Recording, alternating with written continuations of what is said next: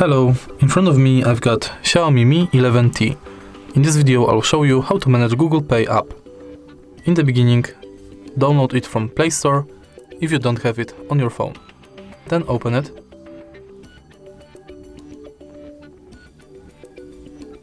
Tap Get Started.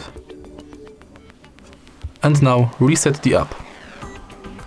I'm resetting it because there were an update and the interface looks different now, as you can see. Now, if you tap on this button right here, you can add payment methods like credit or debit card. Then, in here you can add loyalty card, gift card and public transport card. Then, we can go to all payment methods,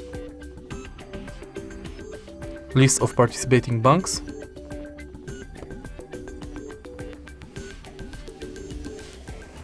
our activity, and settings. In settings you can turn on or off email updates, Gmail imports, personalization within Google Pay, purchase notifications, updates about our passes, and offers and tips. You can also edit your account info. In contactless setup, you can set payment method and check if NFC is on, if Google Pay is set as default, if you've got a screen lock, or your phone meets security requirements. Then we've got help and support and send feedback. If you tap here, you got access to your Google account. If you find this video helpful, please leave like, comment and subscribe.